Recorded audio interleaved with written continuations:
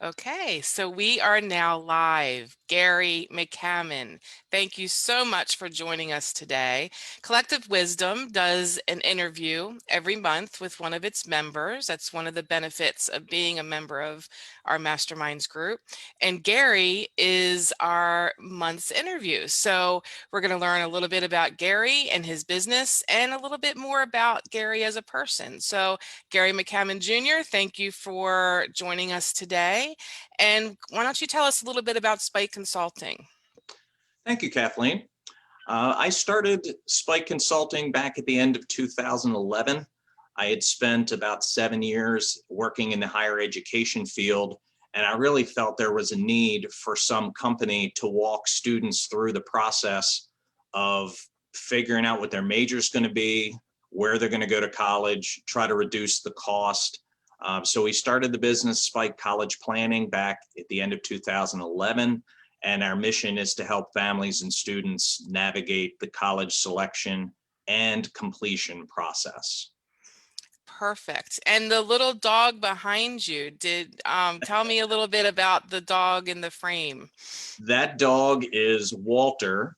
He is the pet of my mentor, Dr. Barry Thomas. When I was campus director of Strayer's White Marsh campus, Dr. Barry was the dean of the Owings Mills campus of Strayer, and he, until he retired last spring, was an adjunct professor at both Carroll Community College and Stevenson University.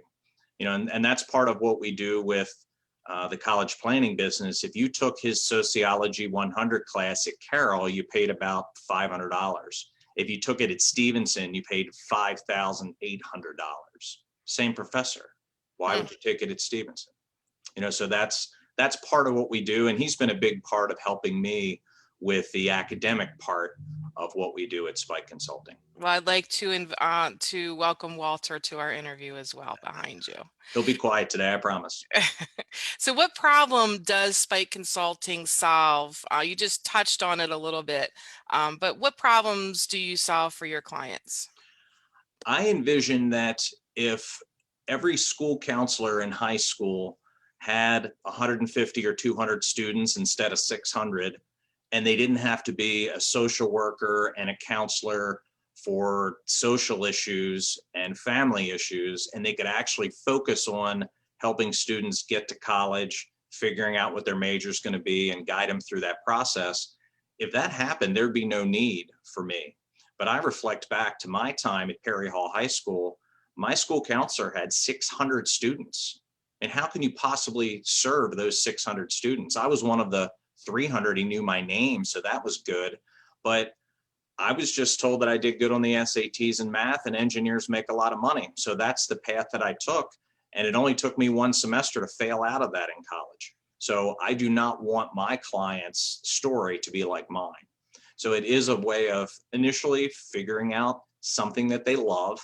And then if they can get paid legally to do it, that's a perfect choice for a major, and then down the road, their career.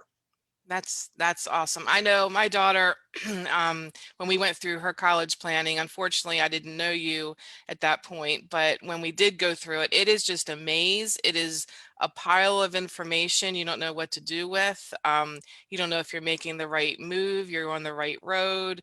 And you always feel like you're missing out on something. You always feel like there's something else that I should know, or another grant that I should know about. So that, Gary, I think it's really valuable what you bring to families, because it's a lot of stress. Yeah, and I'm grateful that I started working with my son the summer after 7th grade. Fall of 8th grade is when you pick your magnet school in Baltimore County Public Schools. He's now a senior at that magnet school, Parkville High School. I just added a new client last week. He's a senior up in Harford County. Well, who do you think I can help more, that young man or my son, Sammy? Well, Right. obviously, we've been working on it for 5 years. We can do everything that's under the sun to help him with college. So I'm still going to be able to help that young man, but I could have helped a lot more if I would have worked with him several years ago. Yeah. That's a really good point. You've been in business and an entrepreneur for a while now. So what's a lesson learned that you could share with other entrepreneurs that might be watching this? Well, for me, the last year or so that I worked at Strayer, I filled out job applications all the time. I wasn't happy there, and I really had that entrepreneurial spirit that I couldn't really, fulfill while I was working for them. But the lesson learned is do not just dip your toe in the water. If you're going to be an entrepreneur, and I had a good business idea, I had a good friend of mine review my business plan. He absolutely loved it. He had a daughter in college at the time and a son on the way to college. So he loved the idea. Stop filling out job applications and move forward full speed with your business. I really treaded a lot of water in 2012, 13, and 14 when I really should have been going full force with a business that everybody I talked to about it said, wow, I didn't know that existed. I wish I knew you when those type of questions. Mm-hmm, mm-hmm. And so that's my biggest advice. If you have a passion about something and you run it by, experts like you, Kathleen, and you say, that's amazing. When my daughter and I were going through it, we didn't have anybody to help us. Then stop trying to work for Loyola University and go full force with your business plan. That's the biggest thing that I have learned. And it's been progress, not perfection, definitely, with the 9 years I've been doing this now. Yeah, and you absolutely need to be in 150% because there'll be some days where that gets chopped down to 50%. But so if you start at 150, you'll be okay. So what business development or marketing tip can you share? This seems to be a common topic in a lot of our mastermind program group meetings. So what in the past has worked for you, or you've seen others do that you think you would like to share with us? Uh, Absolutely, without a doubt, networking. So in 2012, I started Spike Business Networking Group. We have met every Tuesday since 2012. We met at a restaurant in Perry Hall until COVID. And then since the end of March, we've been on Zoom. Networking is the most effective and the least expensive form of advertising.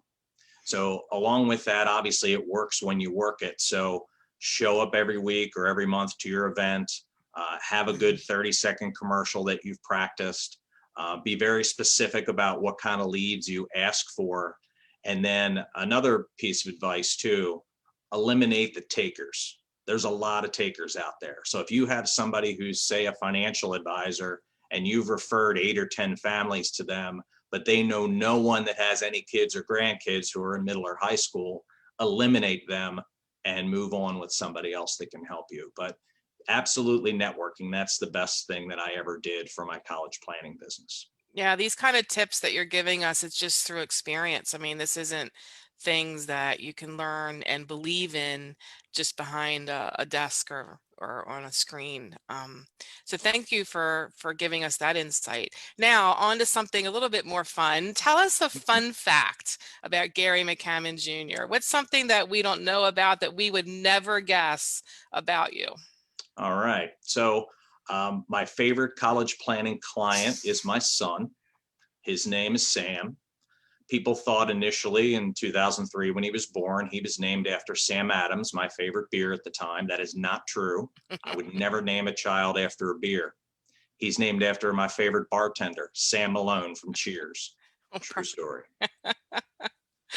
All right, so that is a very fun fact, Gary, and we appreciate you telling that. I don't know if Sam will appreciate you telling the world that, but He's heard it so many times. I think he's used to it by now, and he yeah. knows that's where his name came from. And he loves Cheers and loves Sam Malone, so that's good too. Well, we really appreciate your time today. I appreciate you being part of Collective Wisdom and our masterminds group. And, this is a fun thing that we do with our members. We get to know you a little bit better and be able to share these talented entrepreneurs that we have within our organization with the world. And I'd like to thank your guests behind you in the picture for monitoring you and making sure that you played well today. So you did a good job, Gary. Great. And thank you for all you do at Collective Wisdom. I joined your group in September, and it's been incredibly helpful for me, from LinkedIn to other tips that you've given me to walk me through the process. So thanks for all you do. I would certainly encourage anyone who hasn't yet to visit Collective Wisdom to see what we're all about. Thanks, Gary. And I promise, guys, that was not anywhere written for him to say. So I thank you again, and enjoy the rest of your day. Go get them, and go do some networking, Gary. Yes, ma'am. Thank you very much. Okay, see you later.